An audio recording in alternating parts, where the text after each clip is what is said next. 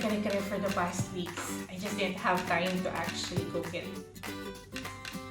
Good thing we actually have ways to cook our favorite dishes easily and in a shorter period of time. So today, I'm gonna show you how to cook kare-kareng pata using my Instant Pot. Our ingredients: 1 kilo of pata sliced,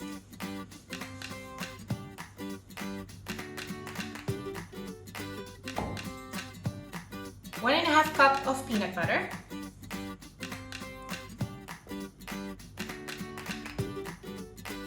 8 cloves of finely minced garlic, 1 medium onion slice,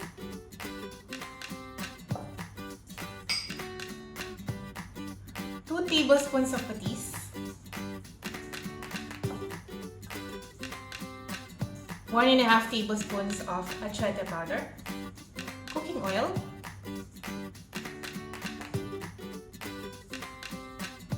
about 2 cups of water, and for our vegetables we have petchay, sitaw, and 3 medium sliced eggplants.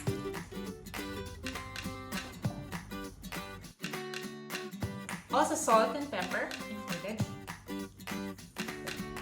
Luto na tayo. So we'll start by keeping our Instant Pot open. And we click on the Sauté button. Painitin lang natin ng konti. And then we can start pouring the oil.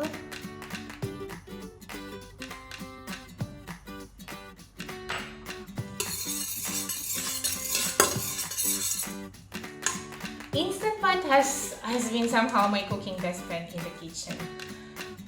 Ever since I started working from home. It saves so much time and effort. Literal na parang may assistant ka sa kusina kasi naiiwan mo yung niluluto mo.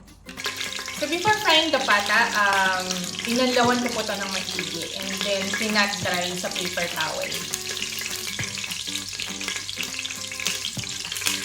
So we'll just fry our pata pieces until light brown on both sides.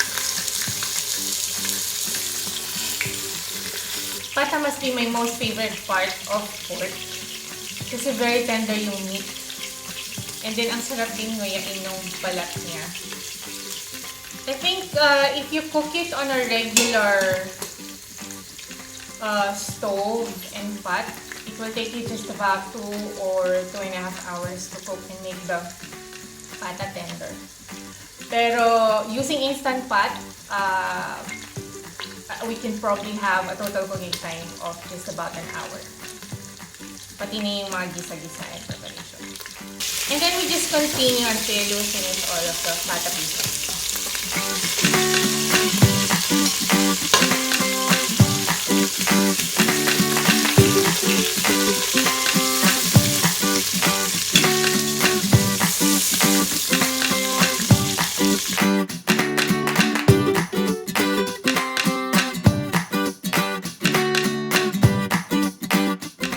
Pagkatapos nating prituhin lahat ng pata pieces, pwede na tayong manggisa. Start with our onions.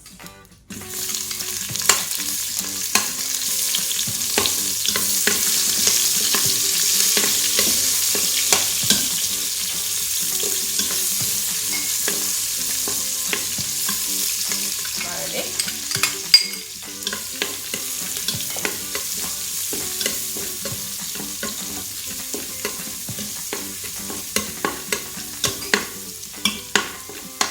Powder,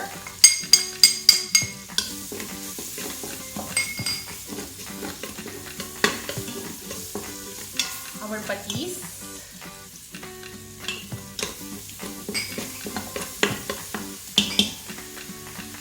and then we can add in our 2 cups of water.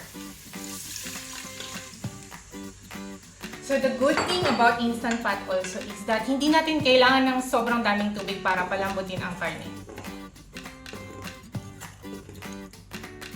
So, hindi rin natin kailangan ng maraming pampalasa or asin to make it tastier. Since konti lang naman yung magiging sabaw at sarsa niya. And it's going to be thick enough because konti lang ang tubig na nilagay natin. And believe it or not, that 2 cups of water will be enough to actually make the pork tender. So now we bring back our fried pata pieces.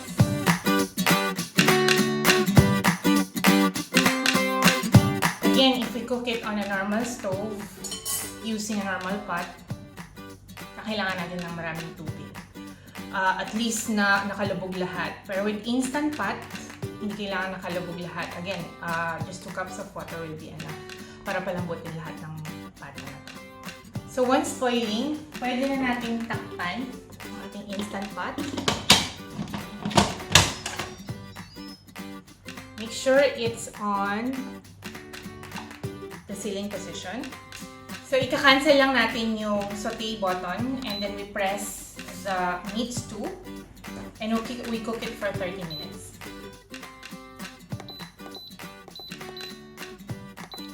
So, for that 30 minutes, pwede natin siyang iwanan. We can do other house chores, we can do our work, or we can start sorting out the vegetables sa kare-kare. So, while Instant Pot is doing the work for us, pwede na natin start lutuin ang ating mga gulay. So, in a pan, put oil in it. Normally po, yung talong or eggplant is inilalaga put sa kare-kare. But I prefer it to be fried. Always. Kasi mas masarap talaga siya pag fried. And maybe another thing different that I will do is ipa-fry ko din yung petchay natin. The thing is, if I fry the petchay, it retains its vibrant green color as opposed to steaming it. So, piprituhin lang natin ng konti.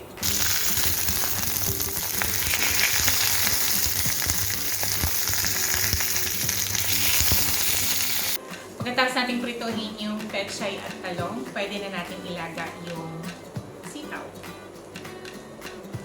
Again, this is what we do while waiting for the pata to cook sa instant pot natin. The reason why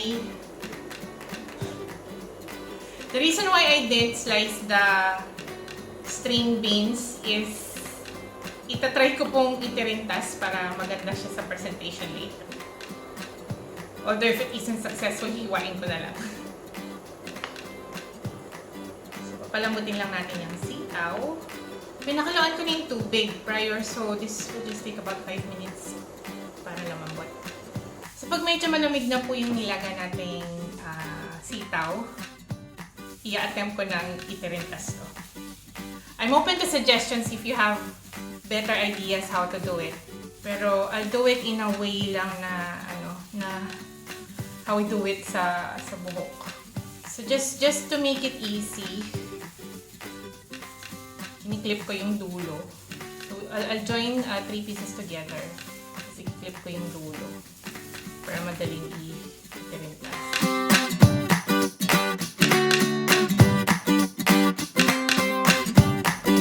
Just try a knot sa dulo.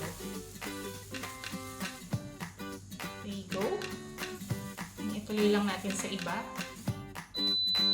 That's our instant pot saying na ready na yung ating meat. So, in 30 minutes.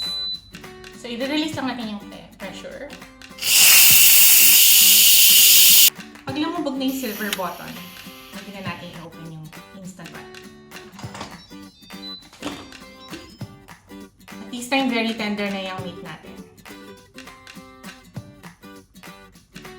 I will change the button now so ita-cancel ko na.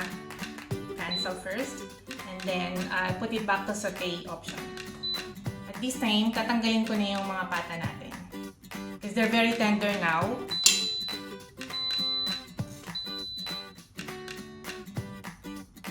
So we proceed with cooking with the sauce. So, pag natanggal na natin lahat ng ng pata pieces from the sauce. You can continue cooking the sauce by adding the peanut butter.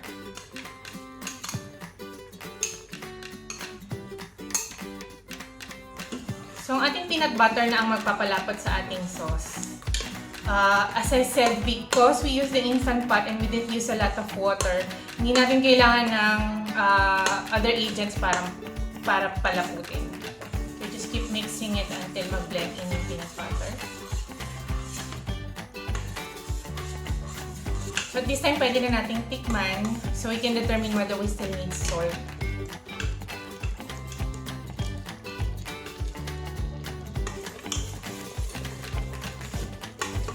In this case, I'll add in a little bit salt and pepper.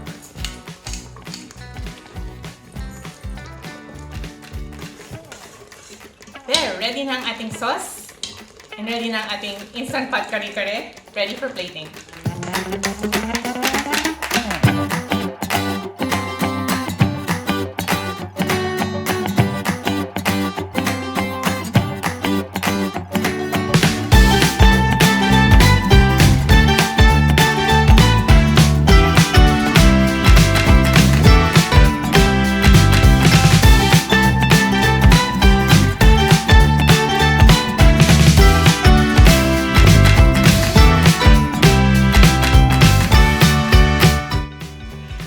Our instant pot kare-kare, best served of course with plain rice and bagoong.